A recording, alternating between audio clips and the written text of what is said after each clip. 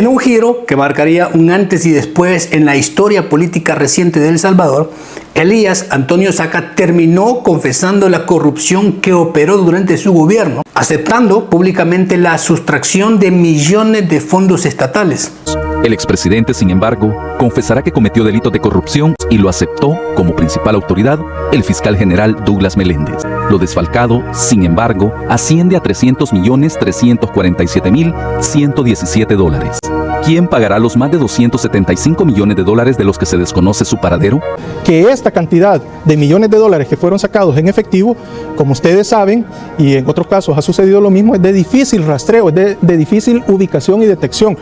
Aquel juicio, sin embargo, no fue solo el resultado de un despertar ético del sistema, sino también una revancha cuidadosamente construida desde las entrañas del poder corrupto, impulsada por sectores influyentes del mismo partido Arena. Elías Antonio Saca nunca fue inocente y nunca fue ingenuo, y los millones desviados así lo comprueban. Pero su condena funcionó también como un muro de contención, diseñado para concentrar la culpa en pocos nombres y evitar que muchos otros responsables, igualmente implicados en aquel saqueo del Estado, terminaran sentados en el banquillo de los acusados y en prisión. En aquel proceso judicial, Tony Saca no tuvo margen de maniobra. Acorralado por la evidencia, confesó sin reserva todos los mecanismos del saqueo, la partida secreta y millones de dólares robados al Estado, detallando rutas, operadores y transferencias. Cuando la declaración comenzó a conectar un punto particularmente incómodo, los cheques millonarios que terminaron en cuentas vinculadas al partido Arena, la Fiscalía marcó un límite abrupto y revelador. Ese tramo del relato fue cortado de raíz, dejando claro que no había interés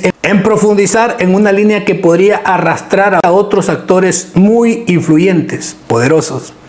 Posteriormente se procedió a emitir una cantidad de cheques a favor del Partido Alianza Republicana Nacionalista Arena por la cantidad de $400.000, así como también fueron abonados a cuentas y cobrados en efectivo por cantidades que no recuerdo, pero que fueron por varios millones de dólares.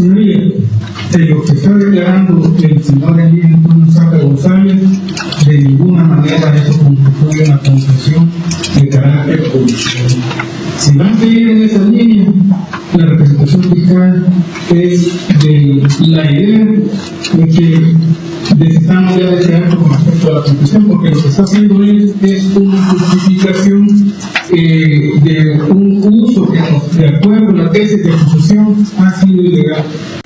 El mensaje fue inequívoco. La justicia no estaba ahí para desmantelar toda la red, sino para administrar la culpa, proteger intereses mayores y preservar intacta a una mafia política que una vez más supo blindarse desde el aparato institucional que controlaba. Lo que Tony Saca confesaba no era una especulación ni una venganza tardía, sino una consecuencia lógica del sistema que lo llevó al poder. Llegó a la presidencia arropado por Arena y operó dentro de una estructura donde la corrupción superó los $300 millones. Una maquinaria imposible de sostener sin que parte de esos recursos fluyeran hacia la cúpula del partido.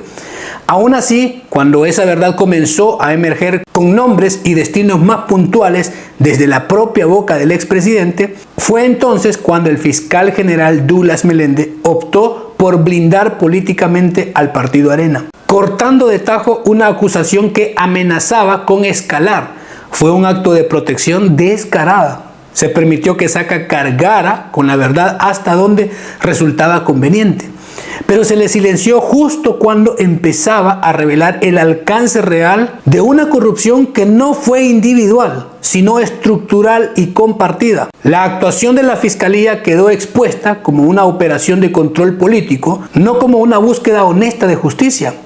A Saca se le impusieron límites explícitos sobre qué podía decir y qué debía callar. Pruebas que apuntaban directamente al partido Arena y a su dirigencia. Bajo una amenaza clara, si cruzaba esas líneas no habría juicio abreviado.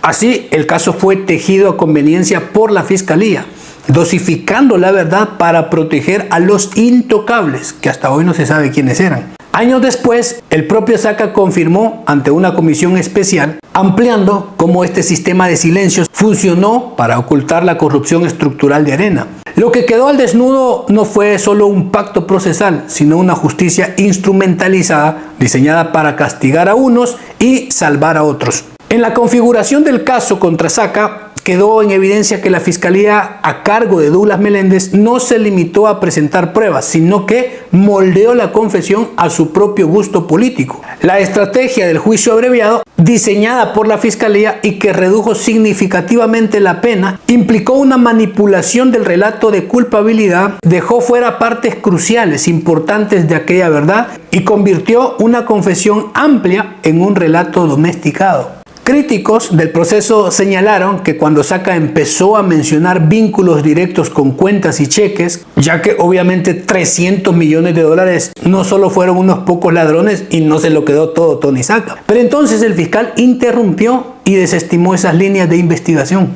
evitando así aquellos nombres, empresas y montos que terminaban de comprometer a otros actores poderosos.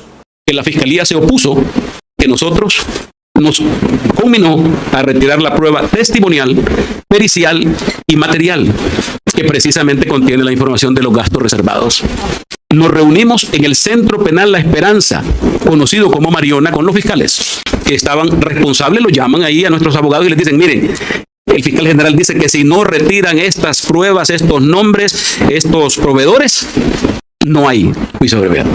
Es que la Fiscalía no quería que se conociera la lista y destinatarios de pagos a proveedores de la Presidencia de la República. En ese sentido, la confesión perdió su carácter completo y se convirtió en un instrumento conveniente para condenar a unos pocos y preservar la impunidad de aquellos perfiles oscuros que siempre han estado en las sombras. Aquel episodio dejó al descubierto una verdad irrefutable. La vieja política, y en especial Arena, por sus décadas en la política seguía controlando las instituciones a su antojo, decidiendo a quién encarcelar y a quién proteger, exhibiendo sin pudor la parcialidad de la justicia. Tony Saca terminó pagando por sus delitos, no porque el sistema se hubiese vuelto justo, sino porque él dejó de ser útil para el engranaje que lo había llevado al poder. El mensaje fue claro: no se castigó a una estructura corrupta, se sacrificó a una pieza para salvar el tablero. Así quedó en evidencia que el debido proceso y las instituciones independientes han sido durante décadas una escenografía bien montada.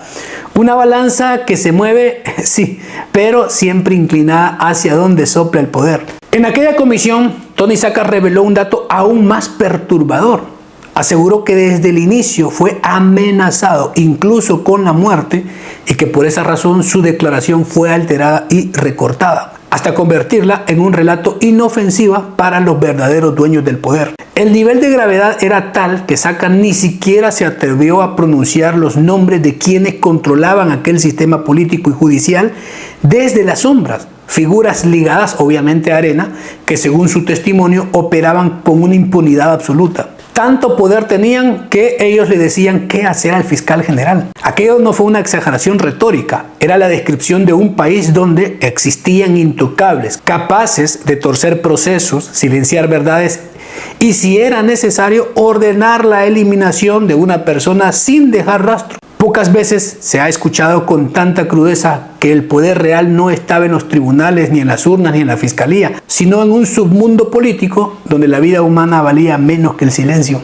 Y se les entregó. Yo no sé por qué se molestan algunos. He recibido muchas presiones, he recibido muchos mensajes en las últimas horas y preguntando: bueno, ¿y Tony Saca nos va a mencionar quiénes hicieron la presión? El señor diputado, yo supongo que la gente que se veía afectada. ¿Usted se ha sentido de alguna manera amenazado este día Sí. por parte de personas externas que han querido influir para que usted guarde silencio ante esta comisión? Es evidente, diputado, que yo estoy amenazado desde el primer momento que fui llevado a los tribunales. En primer lugar, grupos de poder de este país. Esa gente presionaron al fiscal precisamente para procesarme en un juicio en condiciones totalmente desfavorables. Yo sí me siento amenazado, por supuesto. Se lo he manifestado a las autoridades de centros penales. Hay personas de más alto nivel que definitivamente no. ¿Quiénes son esas personas? Varias personas. Hay varios grupos de poder, ustedes perfectamente conocen. ¿Me podría dar los nombres de esas personas? Me lo voy a reservar, diputado. Señor Saca, Elías Antonio Saca llegó al poder con la bandera y de la mano de Arena, y desde esa posición se enriqueció utilizando dinero público inyectando fondos estatales a sus empresas de radio y construyendo un imperio mediático, pero ese ascenso no fue gratuito. Como parte del mismo engranaje, debió pagar favores, transferir millones de dólares a la cúpula y a figuras poderosas del partido. Una dinámica que terminó cobrándole un precio altísimo. Saca fue culpable de corrupción y así lo reconoció. Sin embargo, también fue forzado a guardar silencio sobre los demás beneficiarios de aquel tremendo saqueo. Según él mismo explicó, no revelar a esos otros ladrones no era una omisión menor, sino una condición para seguir con vida. La prueba más cruda que en aquel sistema la verdad completa no solo era incómoda, sino potencialmente mortal. Y el caso de Saca no fue una excepción aislada, sino parte de un patrón inquietante. Ahí está también Ernesto Mason, quien en el proceso de negociaciones con pandillas nunca reveló los nombres clave de quienes le ordenaron y quienes organizaban todo. Se tragó la condena de prisión solito, pese a que los audios y los hechos apuntaban a una red mucho más amplia. O el exalcalde de Ilopango, Salvador Ruano, que empezó a señalar responsabilidades y a cuestionar al partido y repentinamente falleció, cortando de raíz cualquier posibilidad de ampliar la verdad. Estos episodios dejan más que una duda razonable. Detrás del telón operaban figuras extremadamente poderosas, blindadas por la impunidad, capaces de imponer silencios definitivos.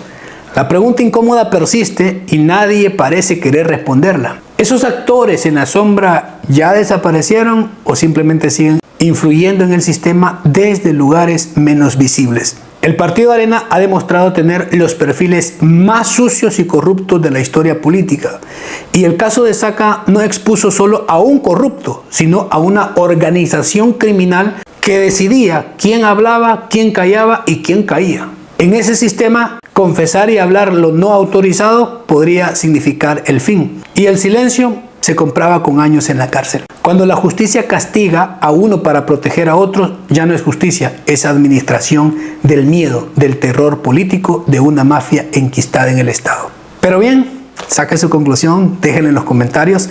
Este es un tema que muy poco se ha hablado y muy poca información hay al respecto, pero se tienen algunas pistas. Gracias por llegar hasta el final y apoyar siempre el contenido. Cuídense mucho, nos vemos. Hasta luego.